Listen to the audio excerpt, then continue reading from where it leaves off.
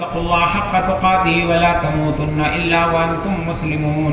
وقال الله سبحانه وتعالى: يا أيها الذين آمنوا اتقوا الله وقولوا قولا سديدا يصلح لكم أعمالكم ويغفر لكم ذنوبكم ومن يطع الله ورسوله فقد فاز فوزا عظيما.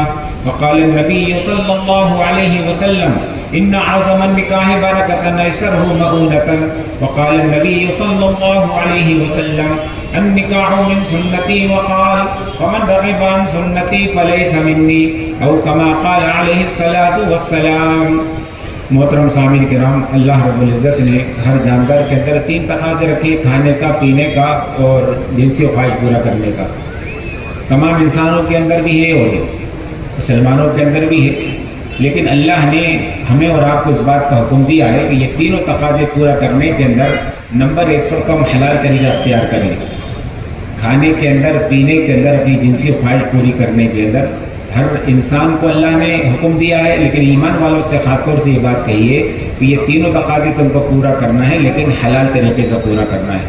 تو آج جیسا کبھی آپ نے نکاح کا خطبہ سنا ہے، نکاح بھی ایک انسان کی بنیادی ضرورت ہے. اسلام نے اس کو مکمل طور سے اس کا خیال کیا ہے اور اس بات کی اسلام نے تعلیم دی ہے کہ نکاح کو نمبر 1 پر تو قرآن کے اندر اس کا حکم دیا گیا، حضور نے نکاح کیا اور نکاح کی فضیلت بتائی. تو ایک بات تو یہ سمجھنا چاہیے کہ نکاح اسلام میں عبادت ہے.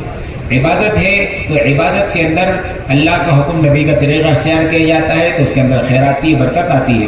تو اب بنیادی طور سے ہم سب کو، ہم عام انسانوں سے بھی کہنا چاہتے ہیں لیکن خاص طور سے ایمان والوں سے کہنا چاہتے ہیں کہ نکاح کو عبادت بنائیے.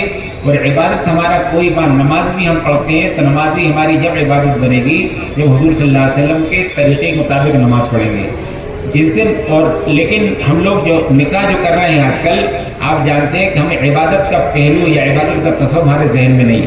اسی لیے ایک بات یاد کرنا ہے کہ خدا کرے کہ ہندوستان کے مسلمان، عام طور سے بھوپال کے مسلمانوں سے خاص طور سے یہ بات کہنا ہے کہ نکاح کے اندر عبادت کا پہلو کو زندہ کیجیے اور نکاح کو آسان بنائیں. آسان بنانے سے مراد یہ کہ حضور نے فرمایا کہ جب بچہ بچی نکاح کے قابل ہو جائے تو فوراً ان کا نکاح کیا جائے، اس میں تاخیر نہ کی جائے. اور اس کے اندر نکاح کے وقت، نکاح سے پہلے، نکاح کے بعد خرچ کرنے کی ٹوٹل ذمہ داری اللہ رب العزت نے لڑکے والوں پر ڈالی، لڑکی والوں پر کچھ نہیں. تو ایک بات یہ کہ ہم اس کا نیت کریں کہ انشاءاللہ نکاح کو آسان بنائیں گے اور نکاح کے اندر خاص طور سے یہ بارات اور جہیز کا جو تصور ہے اس کو ختم کیا جائے. یہ 2 باتیں اگر انشاءاللہ ہم کریں گے تو اللہ کی ذات سے امید ہے کہ نکاح کے اندر برکت آئے گی، عافیت آئے گی، خیریت آئے گی اور پوری انسانیت کو انشاءاللہ اس کی راحت ملے گی. اللہ تعالی ہم سب مسلمانوں کو نکاح کو بطور عبادت حضور پاک صلی اللہ علیہ وسلم کے طریقے مطابق کرنے کی توفیق عطا فرمائے.